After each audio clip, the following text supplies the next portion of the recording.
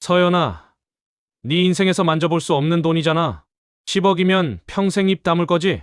남편의 그 말을 듣는 순간 뭔가가 뚝 끊어지는 소리가 들렸습니다. 10년. 가난한 집 출신이라고 무시당한 10년. 흙수저라며 손가락질 받은 10년. 며느리가 아니라 무급 간병인으로 산 10년. 그들은 혼수 상태인 시아버지의 손으로 위조 유언장에 서명을 했습니다. 그리고 나를 10억에 매수하려 했습니다. 미안하지만 내 침묵은 그 정도 값이 아닙니다. 오늘은 복수와 정의를 실현한 한 여성의 이야기입니다. 영상 재밌게 보고 계신가요? 구독과 좋아요 꼭 부탁드립니다. 여러분의 작은 클릭 하나가 더 좋은 콘텐츠를 만드는 큰 힘이 됩니다. 그럼 시작하겠습니다. 서연은 새벽 5시에 눈을 떴다. 알람 소리보다 먼저 몸이 기억하는 시간이었다. 손을 뻗어 휴대폰을 확인하는 대신 그녀는 곧장 침대 옆간이 세면대로 향했다. 찬물로 얼굴을 씻으며 거울을 보지 않았다. 거울 속 얼굴은 이미 알고 있었다. 35의 나이에 어울리지 않게 깊어진 눈가 주름과 밤샘 간병으로 푸석해진 피부, VIP 병실 한쪽 구석에 마련된 보호자용 간이 침대. 10년 전 이 집안의 며느리가 되었을 때 서연은 이런 삶을 상상하지 못했다. 간호사 유니폼을 입고 시아버지를 간병하는 날이 올 줄은. 시아버지 강태섭은 이 나라에서 손꼽히는 의료재단의 이사장이었다. 삼성의료재단을 벤치마킹해 건립한 청해의료재단. 그 재단이 운영하는 이 병원의 VIP 병실 중에서도 가장 넓고 호화로운 특실. 서연은 매일 아침 이 방의 공기청정기를 점검하고 가습기에 물을 갈고 시아버지의 링거를 확인했다. 침대 위에 누워있는 강태섭의 얼굴은 창백했다. 한 달 전 갑작스러운 뇌출혈로 쓰러진 뒤 그는 단 한 번도 눈을 뜨지 못했다. 의료진은 깊은 혼수 상태이며 회복 가능성은 제로에 가깝다고 했다. 하지만 서연은 매일 그의 손을 주무르고 몸을 닦아주고 욕창이 생기지 않도록 자세를 바꿔주었다. 왜 그렇게까지 해? 신우이 강혜진이 일주일에 한 번 병문안을 올 때마다 던지는 말이었다. 간호사면 간호사답게 일만 하면 되지. 며느리 역할까지 할 필요 없어. 혜진의 목소리에는 조롱이 섞여 있었다. 그녀는 병실 문을 열고 들어올 때마다 서연을 투명인간처럼 대했다. 인사는커녕 눈도 마주치지 않았다. 대신 침대 위 시아버지에게 다가가 손을 잡고 큰 소리로 울먹였다. 아버지, 정신 차리세요. 혜진이에요. 그러다 5분도 채 안 돼서 지루하다는 듯 자리에서 일어났다. 그리고 복도에서 전화를 걸어 누군가에게 투덜거렸다. 아, 진짜 답답해 죽겠어. 언제까지 이러고 있어야 하는 거야. 서연은 그 목소리를 들으며 시아버지의 이불을 고쳐 덮었다. 혜진의 말에 상처받지 않으려 애썼지만 가슴 한쪽이 서늘하게 식는 건 어쩔 수 없었다. 남편 강도연은 더 노골적이었다. 그는 이틀에 한 번 병원에 들렀고 올 때마다 서연에게 먼저 묻는 건 아버지의 상태가 아니었다. 밥은 먹었어? 짧은 질문 뒤엔 긴 침묵이 이어졌다. 서연이 대답을 하든 말든 도연은 곧 시아버지에게로 시선을 옮겼다. 그리고 의료진을 불러 상태를 확인했다. 뇌파 검사 결과는 어떤지, 회복 가능성은 있는지, 만약 그대로 가면 얼마나 더 버틸 수 있는지. 서연은 그 대화를 들으며 링거 속도를 조절했다. 도연의 질문 속에 아버지에 대한 걱정은 없었다. 다만 언제까지라는 시간에 대한 조바심만 가득했다. 여보. 어느 날 밤 도연이 병실 문을 열고 들어오며 서연을 불렀다. 그의 손엔 편의점 도시락이 들려 있었다. 이거라도 먹어. 내가 쓰러지면 우리 집안 큰일 나.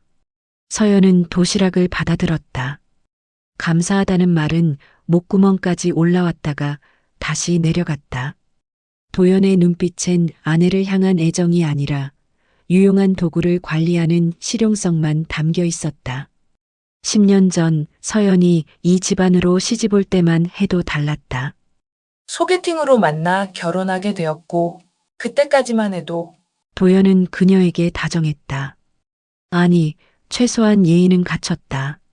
하지만 시간이 지나며 서연의 출신 배경이 하나씩 드러났다. 지방의 작은 도시 출신, 대학도 지방 사립대, 아버지는 공장 노동자, 어머니는 식당 보조. 강태섭 이사장이 처음으로 서연을 본 날, 그는 아들에게 물었다. 이 지방과 어울리는 배경인지 확인했나?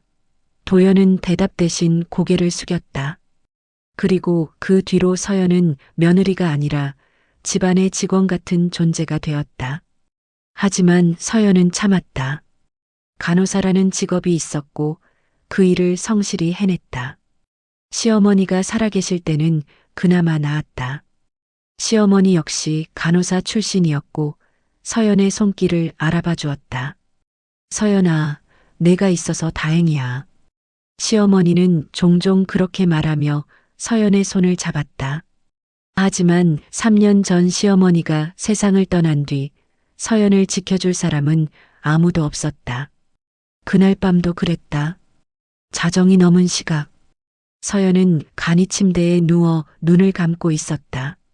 잠은 오지 않았지만 몸을 뉘는 것만으로도 조금은 피로가 풀렸다. 병실의 조명은 모두 꺼져 있었고 다만 시아버지의 심전도 모니터에서 나오는 희미한 불빛만이 어둠을 밝혔다. 그때 복도 쪽에서 발소리가 들렸다. 서연은 눈을 떴다. 시계를 보니 새벽 1시. 이 시간에 VIP 병실로 오는 사람은 거의 없었다. 간호사들도 2시간에 한 번씩만 순찰을 돌았다. 발소리는 점점 가까워졌다. 그리고 병실 문이 조용히 열렸다. 서연은 재빨리 눈을 감았다. 침대 위 이불을 목까지 끌어올리고 숨소리를 고르게 유지했다. 문틈으로 들어온 사람은 3명이었다. 서연은 가느다란 눈꺼풀 사이로 그들을 확인했다. 남편 도연, 시누이 혜진, 그리고 재단의 고문 변호사 박민수. 조용히 해. 서연이 자고 있어. 도연의 목소리였다. 그는 간이 침대 쪽을 힐끗 보고는 시아버지의 침대로 다가갔다. 확실해? 진짜 자는 거 맞아? 혜진이 불안한 듯 물었다. 맞아. 저 여자 매일 밤 이맘때쯤 골아떨어져. 피곤해서 깨지도 않아. 도연의 말에 서연은 속으로 주먹을 쥐었다. 저 여자. 그가 아내를 부르는 호칭이 그것이었다. 그럼 시작할까요? 변호사 박민수가 서류 가방을 열었다.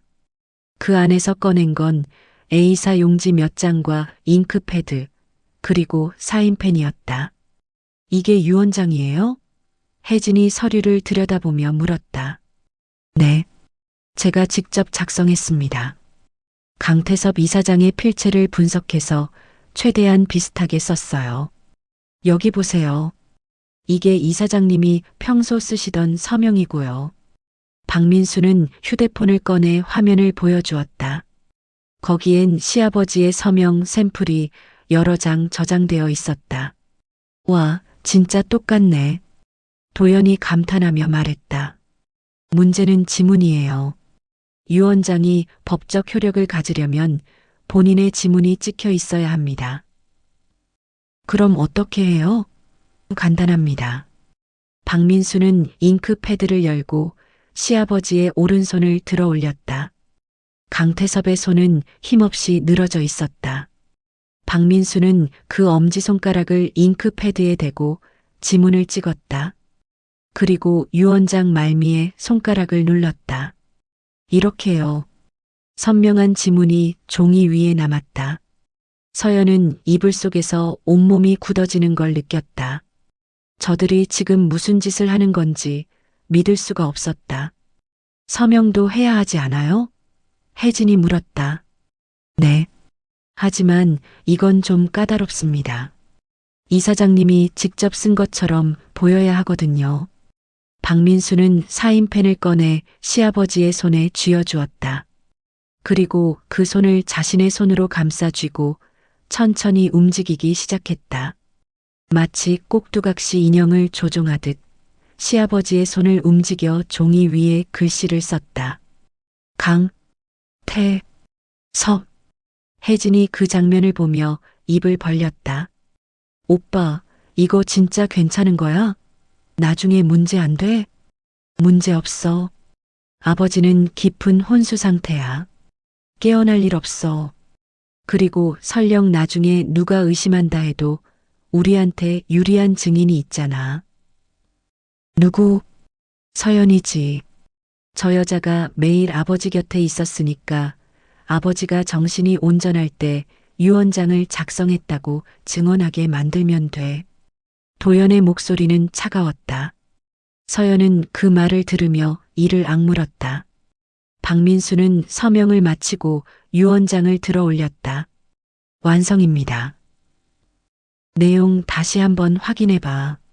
도연이 서류를 받아 읽기 시작했다.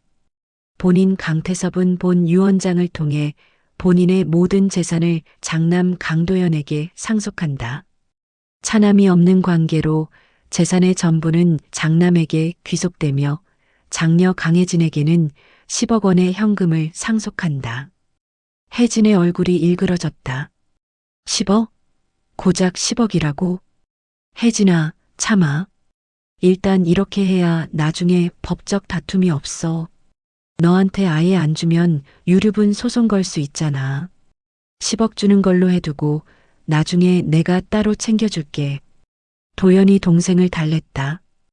혜진은 못마땅하다는 표정이었지만 결국 수긍했다. 그럼 이제 이걸 어디에 보관해요? 일단 제가 가지고 있겠습니다. 이사장님이 돌아가시면 그때 공개하는 거죠. 박민수가 유언장을 다시 서류 가방에 넣었다.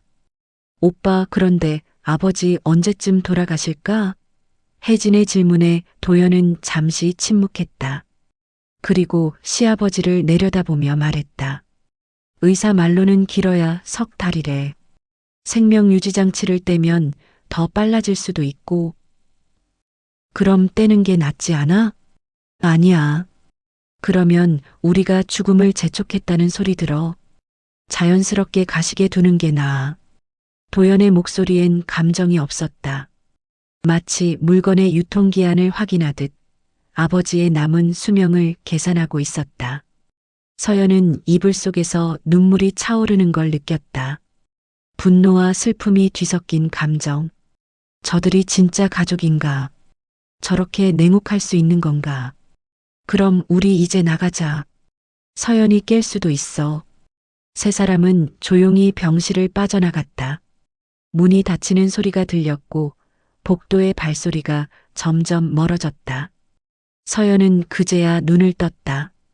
천장을 바라보며 숨을 고르려 했지만 가슴이 너무 답답해서 제대로 숨을 쉴 수가 없었다. 그녀는 간이 침대에서 일어나 시아버지에게 다가갔다. 아버님. 강태섭의 얼굴은 여전히 평온했다. 방금 전 자신의 손으로 위조 유언장에 서명이 찍힌 줄도 모른 채 그는 깊은 잠에 빠져 있었다. 서연은 그의 손을 잡았다. 차가운 손. 하지만 아직 미세하게 떨리는 맥박이 느껴졌다. 제가 지켜드릴게요. 그녀는 작게 속삭였다. 그리고 결심했다. 저들의 범죄를 그대로 두지 않겠다고. 증거를 모으고 완벽하게 응징하겠다고. 서연은 간이 침대 밑을 확인했다. 거기엔 그녀가 며칠 전 몰래 설치해둔 초소형 녹화 장치가 있었다. 적외선 카메라가 달린 이 장치는 어둠 속에서도 선명하게 촬영할 수 있었다. 그녀는 장치를 꺼내 재생 버튼을 눌렀다. 화면 속에서 도연과 혜진, 박민수의 모습이 또렷하게 나타났다.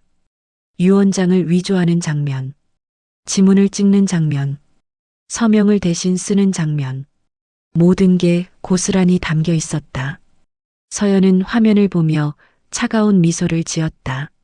10년간 참았던 모욕, 투명인간처럼 살아온 세월, 이제 끝낼 때가 왔다. 다음 날 아침 서연은 평소와 다름없이 시아버지를 간병했다. 체온을 재고 혈압을 확인하고 링거 주사 속도를 조절했다. 간호사로서의 루틴은 기계처럼 정확했다. 하지만 그녀의 머릿속은 다른 생각으로 가득했다. 증거는 확보했다. 녹화 영상 하나만으로도 유 원장 위조를 입증할 수 있었다. 하지만 서연은 그것만으로는 부족하다고 판단했다. 법정에서 완벽하게 승리하려면 더 많은 증거가 필요했다. 오전 10시 서연은 간호사실로 향했다. 빈 컴퓨터 앞에 앉아 간호사 권한으로 환자 기록 시스템에 접속했다. 그리고 시아버지의 의료 기록을 열었다. 그녀가 찾는 건 의료 기록이 아니었다. 강태섭 이사장의 서명 샘플, 병원 시스템엔 이사장이 지난 10년간 결제한 수많은 문서가 보관되어 있었다. 계약서, 인사 발령장, 예산 승인서, 모든 문서에는 그의 친필 서명이 남아 있었다. 서연은 그중 가장 최근 서명 10여 개를 캡처했다. 그리고 USB에 저장했다.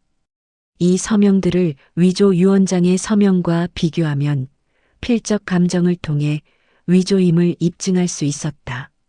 작업을 마친 서연은 조용히 자리에서 일어나 USB를 주머니 깊숙이 넣었다. 그날 저녁 도연이 병실에 들렀다. 평소보다 일찍 온 것이었다.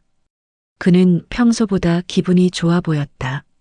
서연에게 커피를 건네며 말했다. 오늘은 일찍 들어가. 내가 여기 있을게. 괜찮아요. 제가 있어야 해요. 아니야. 넌 며칠째 제대로 못 쉬었잖아. 집에 가서 쉬어. 도연의 말투는 다정했지만 서연은 그 이면의 의도를 읽을 수 있었다.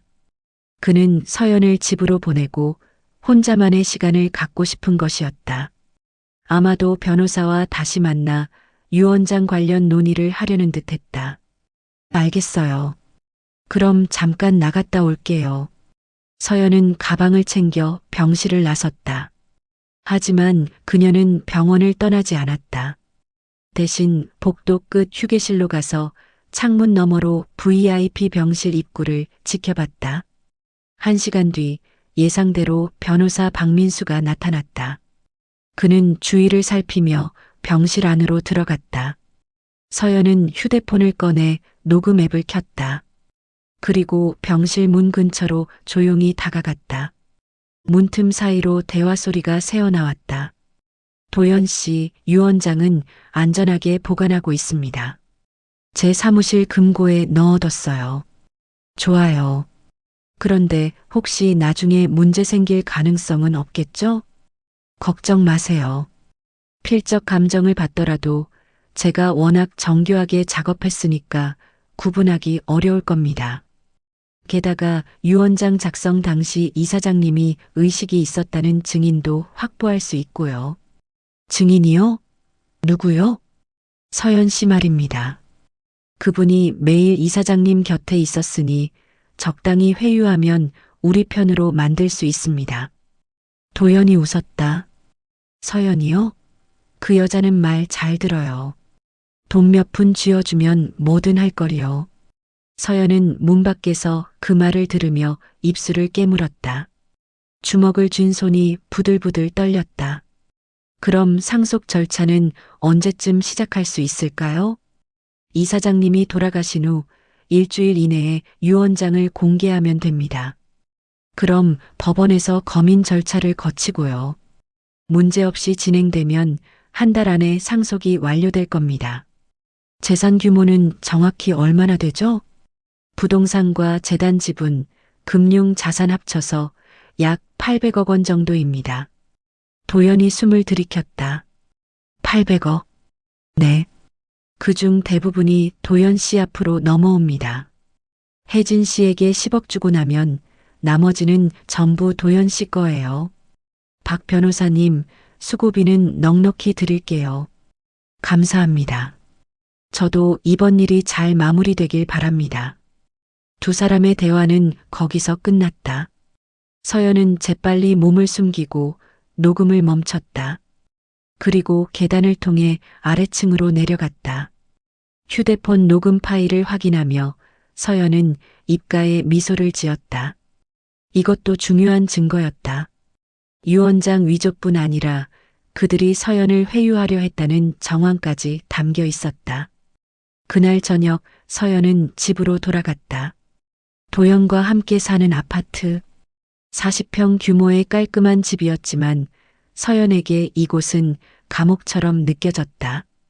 도연은 밤 10시가 넘어서야 귀가했다.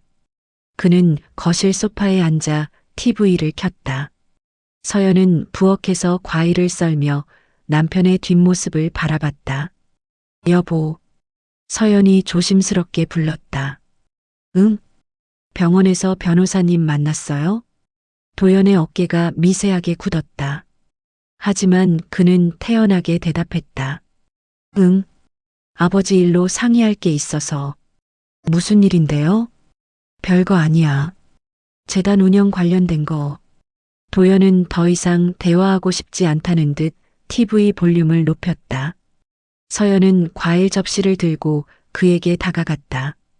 드세요. 고마워. 도연은 접시를 받아 사과 한 조각을 입에 넣었다. 그리고 휴대폰을 꺼내 문자를 확인하기 시작했다. 서연은 남편 옆에 앉았다. 그리고 자연스럽게 그의 휴대폰 화면을 흘끔 봤다. 도연은 변호사 박민수와 메시지를 주고받고 있었다. 내일 오전에 사무실로 오세요. 서류 최종 검토해야 합니다. 알겠습니다. 혜진이도 부를까요? 아니요. 일단 우리끼리만 만나죠. 서연은 그 대화를 보며 계획을 세웠다. 내일 오전 도연이 변호사 사무실에 가는 동안 그녀는 도연의 휴대폰을 확인할 것이었다. 다음 날 아침 도연은 서둘러 집을 나섰다. 서연은 출근 준비를 하는 척하다가 도연이 놓고 간 태블릿을 확인했다. 도연은 휴대폰과 태블릿을 동기화해서 사용했다. 메시지와 이메일이 모두 연동되어 있었다. 서연은 태블릿을 열고 메시지 앱에 들어갔다. 그리고 변호사 박민수와의 대화 내역을 스크롤했다. 거기엔 충격적인 내용이 가득했다. 유 원장 초안 작성 완료. 첨부 파일 확인하세요. 좋습니다. 이사장님 서명 연습 좀 더 해주세요. 자연스러워야 합니다. 지문은 어떻게 할까요? 병실에서 직접 찍으면 됩니다. 제가 잉크패드 준비해 놓겠습니다. 서연은 그 대화를 하나하나 캡처했다. 그리고 자신의 이메일로 전송했다. 태블릿을 확인하던 중 서연은 또 다른 대화방을 발견했다. 도연과 혜진이 나누는 대화였다. 오빠 서연이 눈치챌까봐 무섭지 않아? 괜찮아. 저 여자는 아무것도 모를 거야. 매일 병실에서 간병만 하느라 정신없잖아. 그래도 조심해야 할 것 같은데. 걱정 마. 나중에 유 원장 공개하고 나면 서연한테도 적당히 돈 줘서 입 막으면 돼. 얼마나 줄 건데? 10억 정도? 저 여자 인생에서 볼 수 없는 돈이잖아. 그 정도면 평생 입 다물고 살 거야. 서연은 화면을 보며 손이 떨렸다. 10억?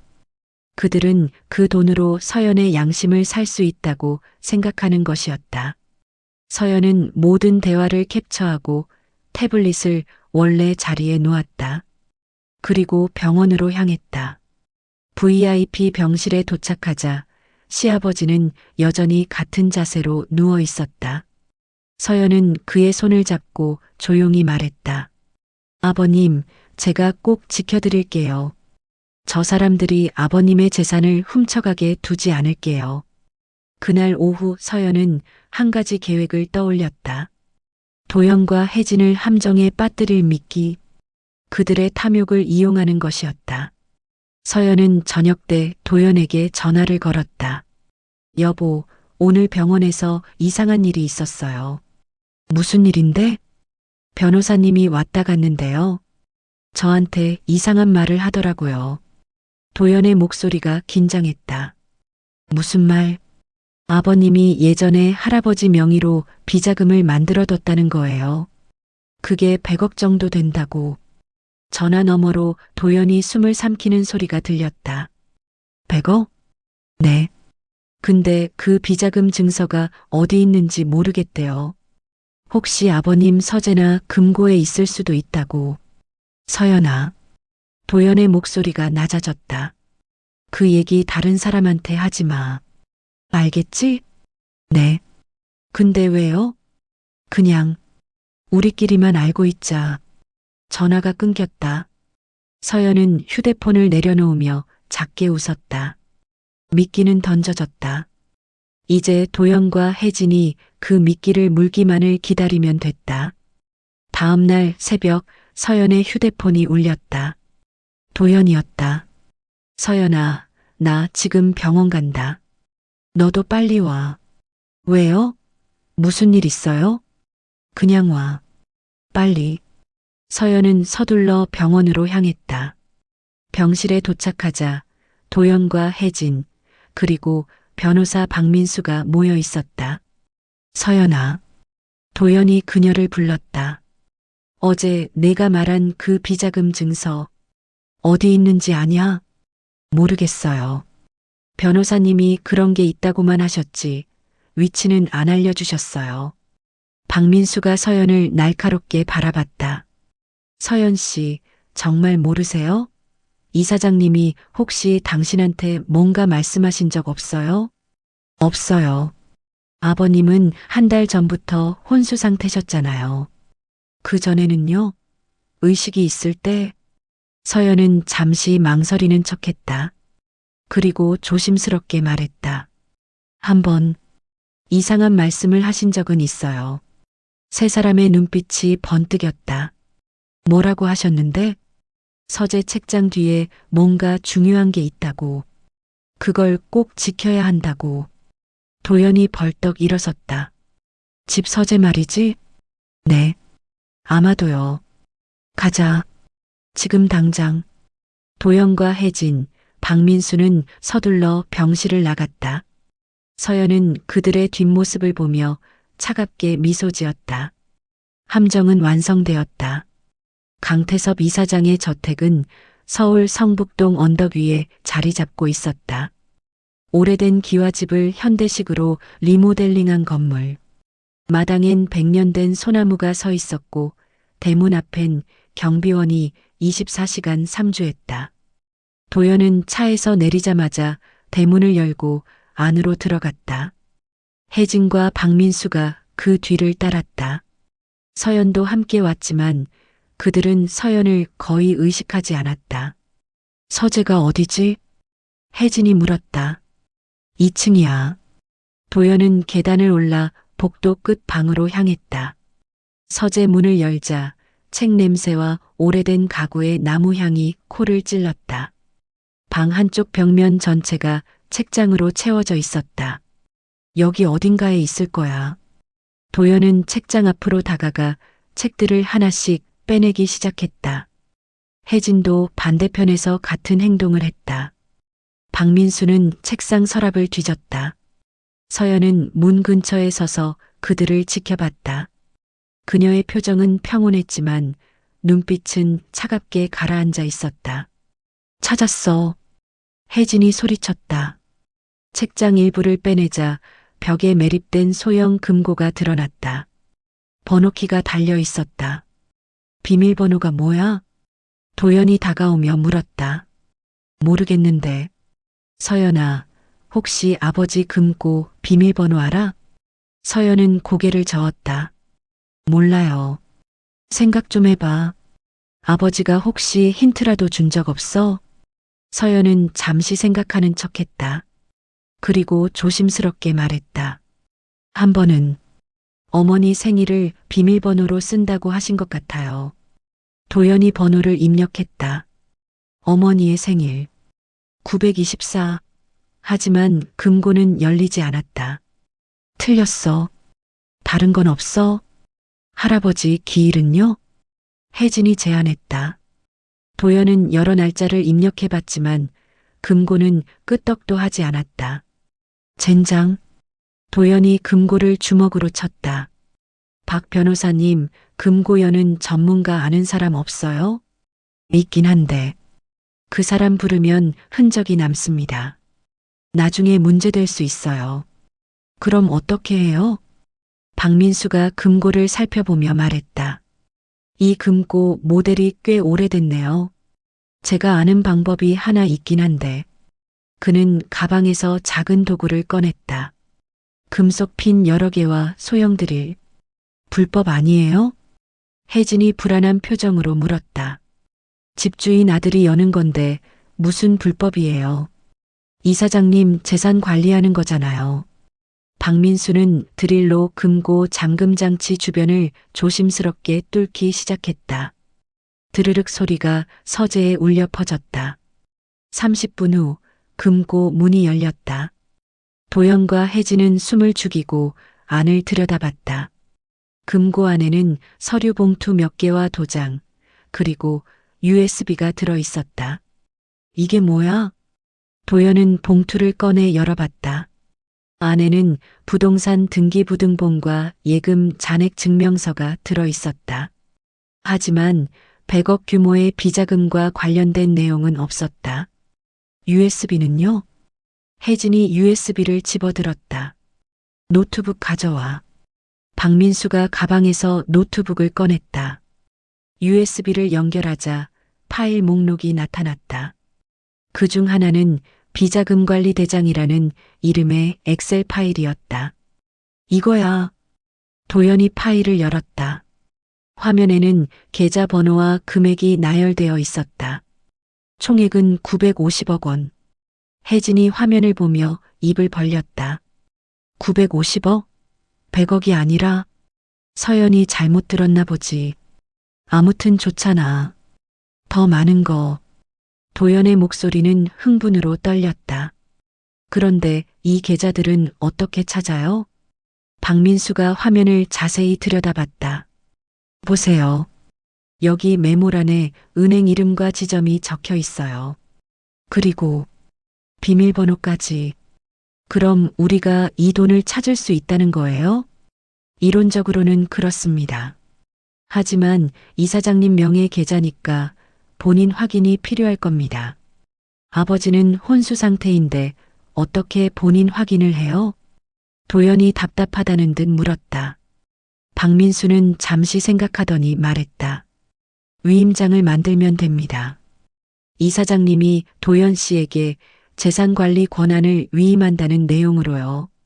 그것도 위조하는 거예요? 네.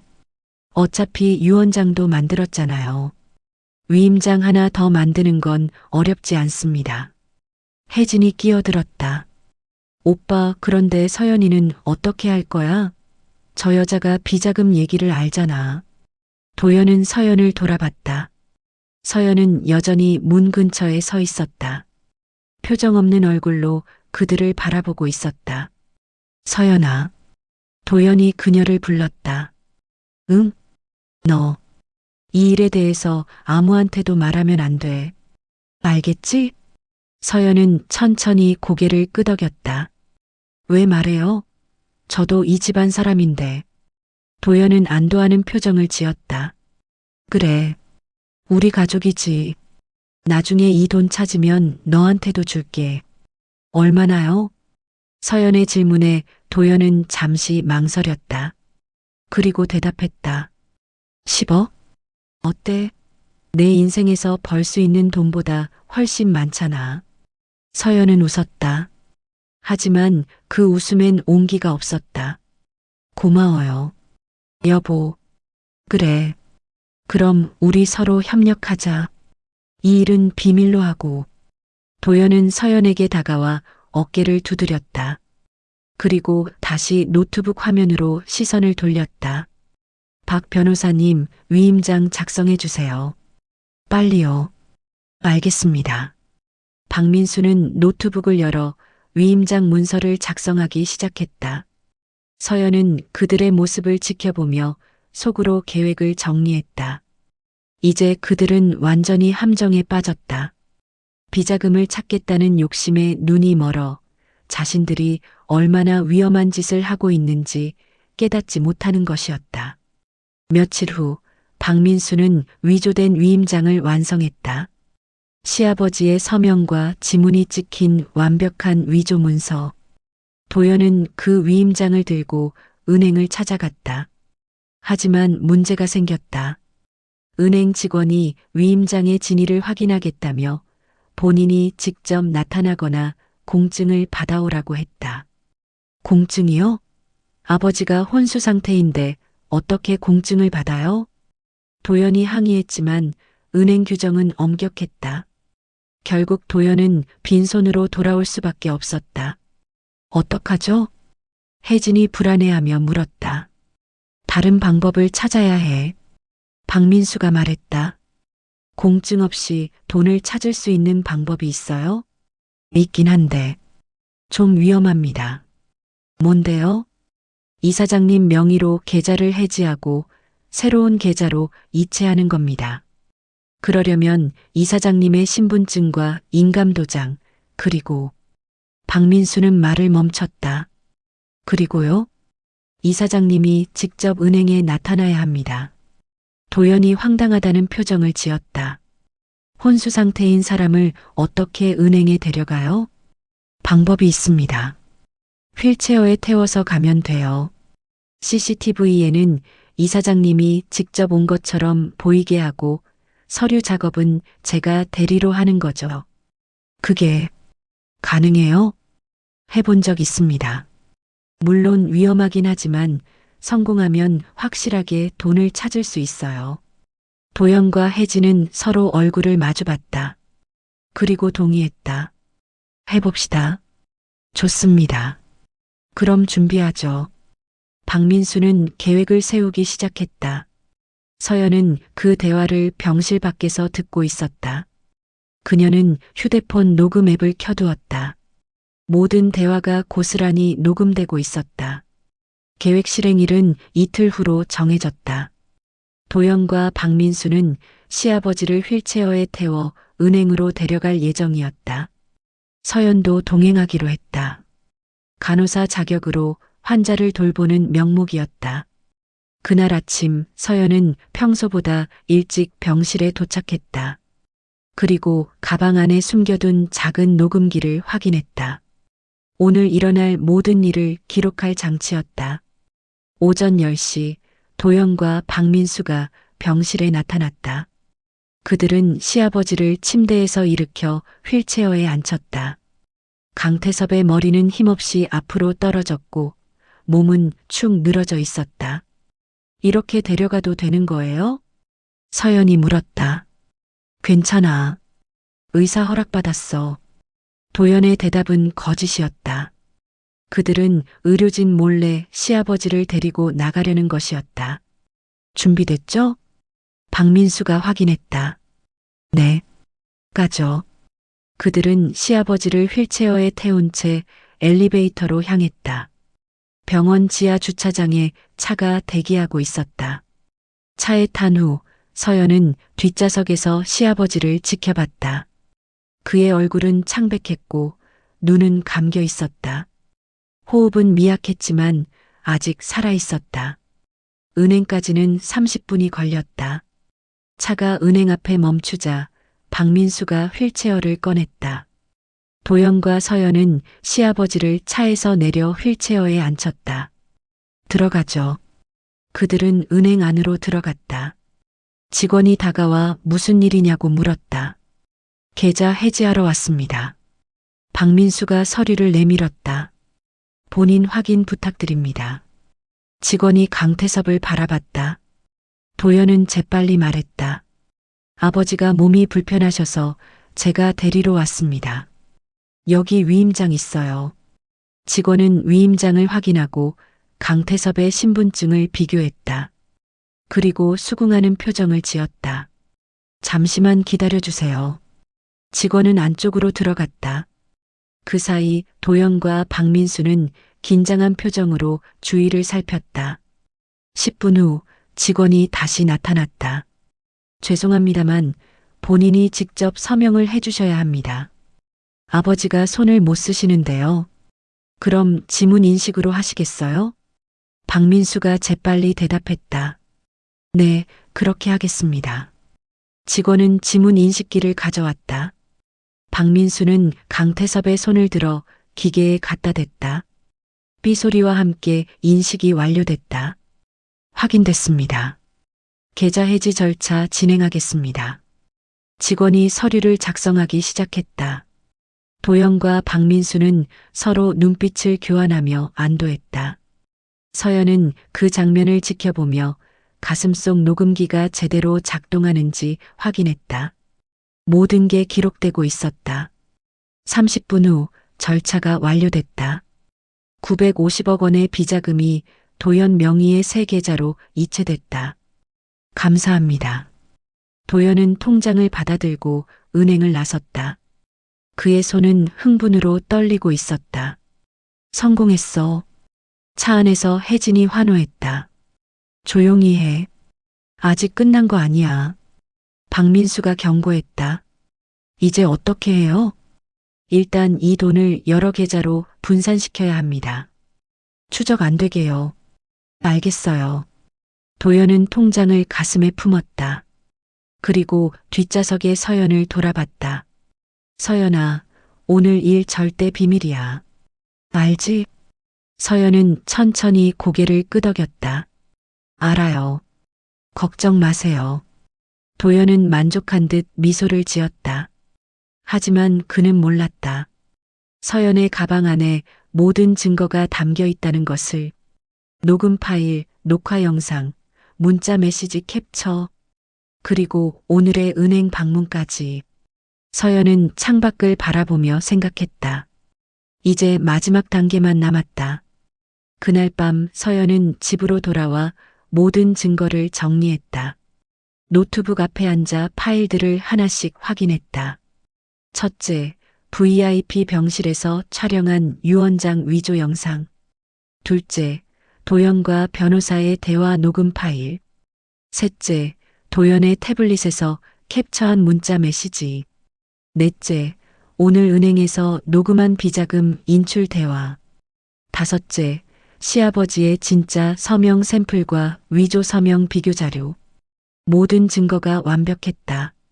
이것만 있으면 법정에서 도연과 혜진, 박민수의 범죄를 입증할 수 있었다.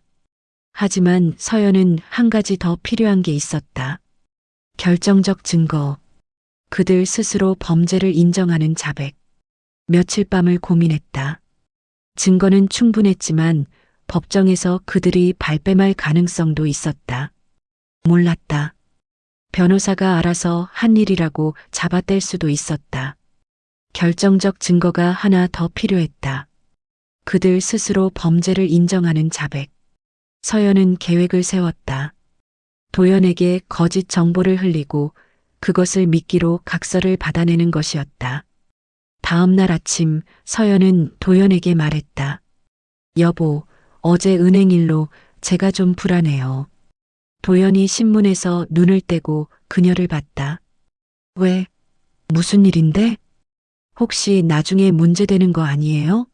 아버님을 모시고 가서 계좌 해지한 거. 괜찮아. 아무 문제 없어.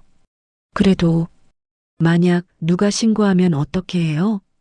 도연의 표정이 굳어졌다. 누가 신고를 해? 우리 외에 아는 사람 없잖아. 저도 알잖아요. 서연의 말에 도연은 잠시 침묵했다. 그리고 신문을 내려놓으며 물었다. 너, 뭐 하려는 거야? 아무것도 아니에요. 그냥 저한테도 보장이 필요할 것 같아서요. 보장? 네.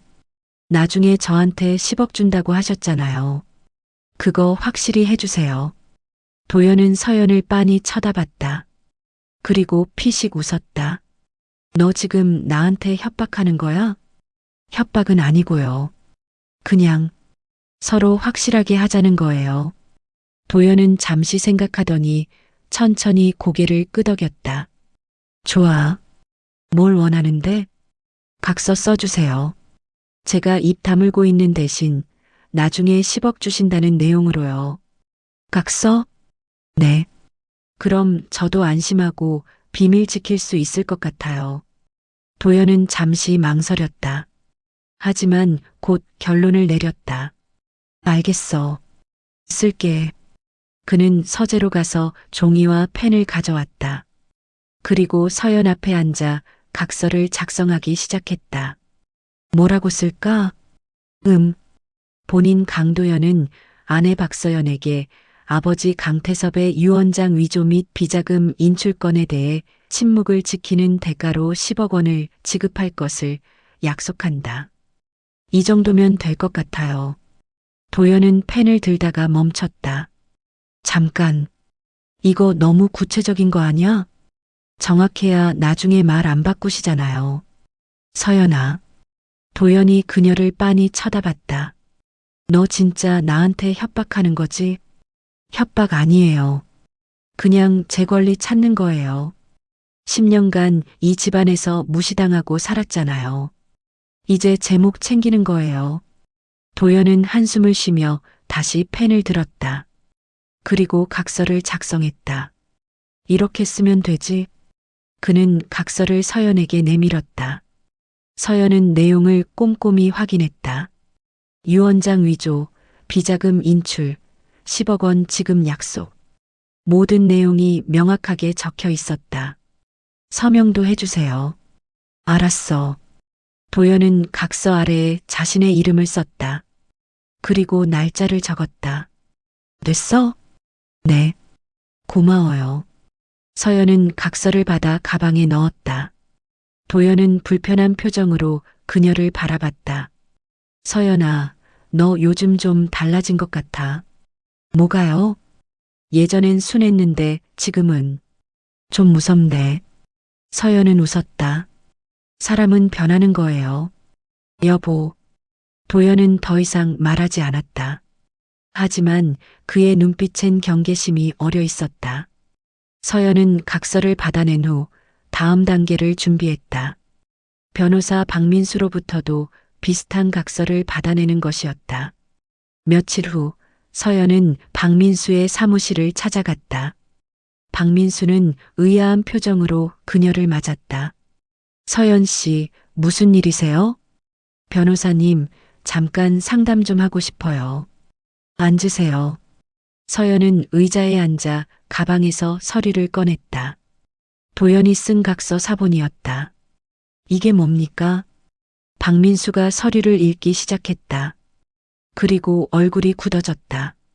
이건 도연 씨가 쓴 건가요? 네. 저한테 각서를 써줬어요. 왜요? 저도 보장받고 싶어서요. 변호사님도 같은 거 써주시면 안 될까요? 박민수는 서류를 내려놓으며 서연을 날카롭게 바라봤다. 서연 씨, 지금 뭐 하시는 겁니까? 아무것도 아니에요. 그냥 제 안전을 위해서요. 이건 협박입니다. 협박은 아니고요. 거래예요. 저도 침묵 지키는 대가를 받고 싶은 거예요. 박민수는 한숨을 쉬었다. 얼마를 원하시는 겁니까? 5억이면 될 것 같아요. 5억? 네. 변호사님도 이번 일로 큰 돈 받으실 거잖아요. 저한테 5억 정도는 줄 수 있으시죠? 박민수는 잠시 생각했다. 그리고 인정하듯 말했다. 알겠습니다. 각서 쓰겠습니다. 그는 컴퓨터를 켜서 각서 문서를 작성하기 시작했다. 서연은 옆에서 내용을 지켜봤다. 본인 박민수는 강태섭 이사장의 유언장 위조 및 비자금 인출에 협조한 대가로 박서연에게 5억 원을 지급할 것을 약속한다. 박민수는 문서를 출력하고 서명했다. 그리고 서연에게 건넸다. 이제 됐습니까? 네. 감사합니다. 서연은 각서를 받아 가방에 넣었다. 박민수는 불편한 표정으로 그녀를 바라봤다. 서연 씨, 조심하세요. 이런 식으로 하면 나중에 당신만 손해봅니다. 걱정해 주셔서 고마워요. 근데 괜찮을 거예요. 서연은 사무실을 나섰다. 복도를 걸으며 가방 속 각서를 만졌다. 도연의 각서, 박민수의 각서. 이제 모든 증거가 완성됐다. 그날 밤 서연은 형사 전문 변호사 이정훈의 사무실을 찾아갔다. 변호사님, 제가 증거를 가지고 왔어요. 서연은 가방에서 모든 자료를 꺼냈다. 녹화 영상, 녹음 파일, 문자 캡처, 각서. 이정훈은 자료들을 하나씩 확인하며 천천히 고개를 끄덕였다. 이 정도면 충분합니다. 유언장 위조, 사문서 위조, 횡령. 여러 혐의로 고소할 수 있겠네요. 그럼 승소 가능성은요? 거의 100%입니다. 증거가 완벽해요. 서연은 안도의 한숨을 쉬었다. 언제 고소장을 제출할까요? 일주일 뒤에 상속회의가 있다고 하셨죠? 네. 그날까지 기다리세요. 회의 자리에서 그들이 위조 유언장을 공개하면 그때 바로 고소하는 겁니다. 현장에서 범죄를 적발하는 셈이죠. 좋아요. 그렇게 하겠습니다. 서연은 변호사와 악수했다. 그리고 사무실을 나섰다. 일주일 후 상속회의 날이 다가왔다. 상속회의는 청해의료재단 본사 회의실에서 열렸다. 넓은 테이블 주위로 도연, 혜진, 변호사 박민수, 그리고 재단 이사 몇 명이 앉아 있었다. 서연도 참석했다. 그녀는 테이블 끝자리에 조용히 앉아 있었다. 그럼 시작하겠습니다. 박민수가 서류 가방을 열며 말했다. 강태섭 이사장님께서는 지난달 별세하셨습니다. 오늘은 이사장님의 유언장을 공개하고 상속 절차를 진행하려 합니다. 참석자들이 천천히 고개를 끄덕였다. 박민수는 봉투에서 유언장을 꺼냈다. 이것이 이사장님의 유언장입니다. 이사장님께서 생전에 작성하신 것으로 본인의 친필 서명과 지문이 있습니다. 그는 유언장을 펼쳐 보였다. 도연과 혜진은 긴장한 표정으로 그것을 바라봤다. 유언장 내용을 낭독하겠습니다. 박민수가 읽기 시작했다. 본인 강태섭은 본 유언장을 통해 본인의 모든 재산을 장남 강도연에게 상속한다. 장녀 강혜진에게는 10억 원의 현금을 상속한다. 그 순간 서연이 자리에서 일어났다. 잠깐만요. 모두의 시선이 그녀에게 쏠렸다. 도연이 눈을 흘기며 물었다. 왜? 그 유언장 가짜예요. 회의실이 순식간에 조용해졌다. 박민수가 얼굴을 굳히며 물었다. 무슨 말씀이십니까? 제가 다 봤어요. 여러분이 병실에서 유언장 위조하는 거. 서연은 가방에서 노트북을 꺼냈다. 그리고 회의실 스크린에 연결했다. 이걸 보세요. 화면이 켜지자 그날 밤 VIP 병실의 영상이 재생되기 시작했다.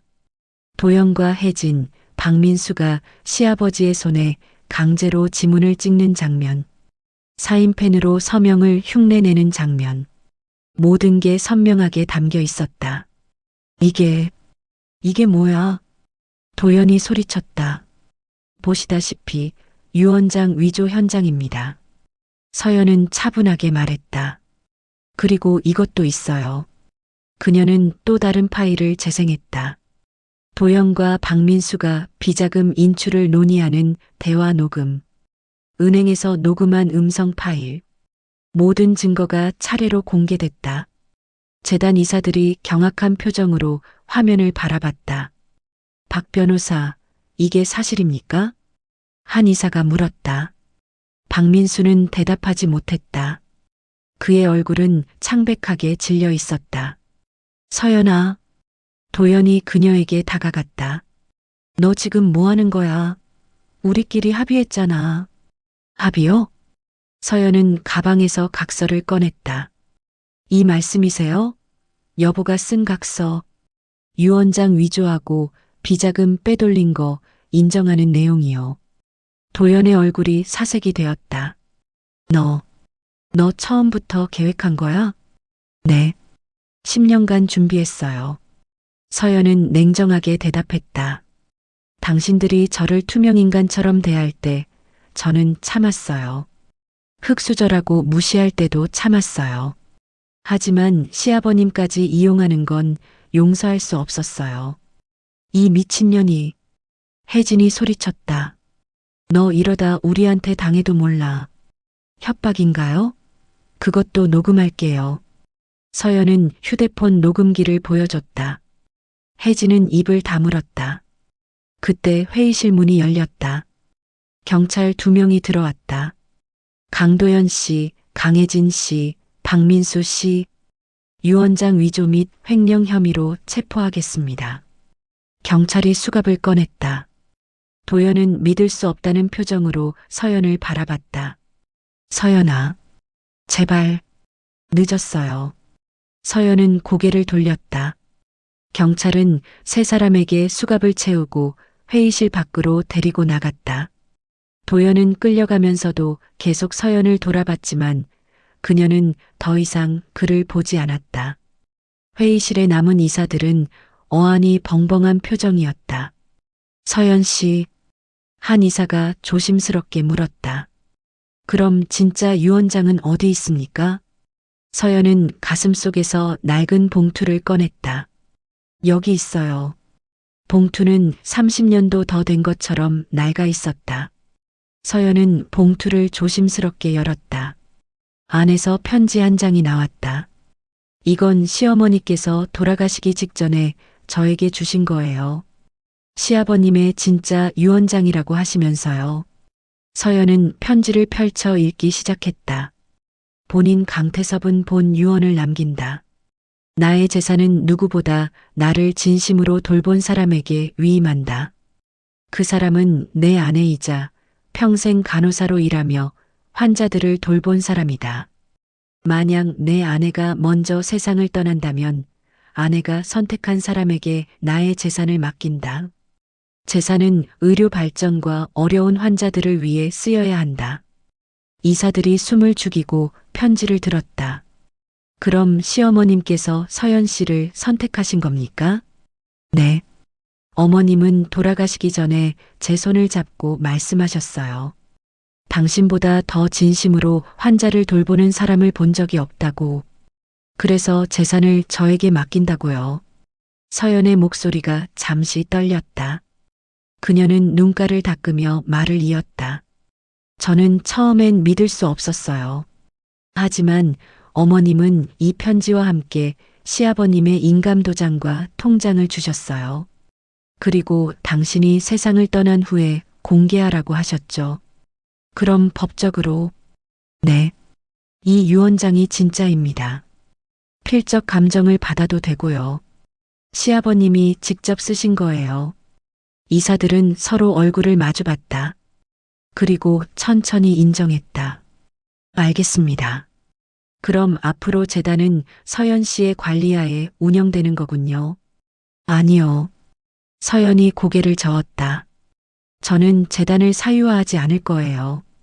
시아버님의 뜻대로 이 재산은 의료 발전과 환자들을 위해 쓰일 거예요. 저는 그냥 간호사로 남을 겁니다. 이사들이 감동한 표정으로 그녀를 바라봤다. 대단하십니다. 서연 씨, 회의는 그렇게 끝났다. 한 달 후 도연과 혜진, 박민수는 법정에서 유죄 판결을 받았다. 유 원장 위조, 사문서 위조, 횡령. 세 사람은 각각 징역 5년과 3년을 선고받았다. 서연은 법정에서 증인으로 출석했다.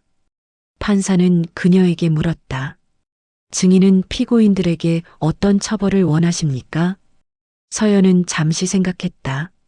그리고 대답했다. 법이 정한 만큼만 받으시면 됩니다. 저는 복수가 목적이 아니었어요. 다만 정의가 실현되길 바랐을 뿐입니다. 판사는 동의하듯 고개를 끄덕였다. 증인의 용기에 감사드립니다. 재판이 끝난 후 서연은 법원을 나섰다. 가을 햇살이 그녀를 비췄다. 10년 만에 처음으로 서연은 자유로움을 느꼈다. 더 이상 투명 인간이 아니었다. 더 이상 무시당하지 않았다. 그녀는 병원으로 돌아갔다. VIP 병실은 이미 비어 있었다. 시아버지는 한 달 전에 세상을 떠났다. 서연은 빈 병실을 바라보며 작게 속삭였다. 아버님, 약속 지켰어요. 그리고 그녀는 간호사 유니폼을 입고 다시 일터로 향했다. 재단 이사장의 지위보다 환자를 돌보는 간호사로 사는 게 그녀에게는 더 소중했다. 며칠 후 서연은 재단 이사회에 제안서를 제출했다. 시아버지의 재산으로 무료 의료센터를 만들자는 내용이었다. 가난한 사람들도 치료받을 수 있는 곳. 좋은 제안입니다. 승인하겠습니다. 이사들은 만장일치로 동의했다. 1년 후 무료 의료센터가 문을 열었다. 개원식 날 서연은 흰 가운을 입고 첫 환자를 맞았다. 어서 오세요. 편하게 앉으세요. 그녀는 환자에게 미소 지으며 말했다. 그 미소는 진심이었다. 10년간 참았던 서름도 복수의 과정도 모두 지나갔다. 이제 남은 건 오직 환자를 돌보는 일뿐이었다. 저녁 무렵 서연은 센터 옥상에 올라가 도시를 바라봤다. 석양이 빌딩 사이로 지고 있었다. 휴대폰이 울렸다. 변호사 이정훈이었다. 서연 씨, 도연 씨가 면회 신청했습니다. 만나시겠어요? 서연은 잠시 침묵했다. 그리고 대답했다. 아니요. 괜찮아요. 알겠습니다. 전화를 끊고 서연은 다시 하늘을 올려다봤다. 구름 사이로 별이 하나 보였다. 그녀는 그 별을 보며 생각했다. 시어머니가 그곳에서 지켜보고 있을까? 시아버지도 잘했죠? 서연은 작게 속삭였다. 바람이 불어와 그녀의 머리카락을 흩날렸다. 서연은 눈을 감고 그 바람을 느꼈다. 10년의 인내, 한 달의 계획, 그리고 완벽한 정의의 실현. 모든 게 끝났다. 이제 서연은 새로운 삶을 시작할 수 있었다. 누구의 며느리도 누구의 그림자도 아닌 오직 자기 자신으로. 병원 창문에서 불빛이 하나둘 켜졌다. 서연은 옥상을 내려와 다시 근무복으로 갈아입었다. 야간 당직이 기다리고 있었다. 그녀는 복도를 걸으며 환자들 방을 확인했다. 한 방에서 노인이 손을 흔들었다. 간호사님, 물 좀 주세요. 네, 금방 가져다 드릴게요. 서연은 미소 지으며 물을 받아왔다. 노인은 물을 마시고 편안한 표정을 지었다. 고맙습니다. 천만에요. 편히 쉬세요. 서연은 불을 끄고 방을 나섰다. 복도 끝에서 달빛이 들어왔다. 그 빗속을 걸으며 서연은 처음으로 진짜 평화를 느꼈다. 오늘 이야기는 여기서 마치겠습니다. 여러분도 힘든 순간을 겪고 계신가요? 언젠가 여러분의 진실도 빛을 볼 날이 올 겁니다. 영상이 도움이 되셨다면 구독과 좋아요, 알림 설정 부탁드립니다. 여러분의 응원이 더 좋은 이야기를 만드는 힘이 됩니다. 다음 영상에서 또 만나요. 감사합니다.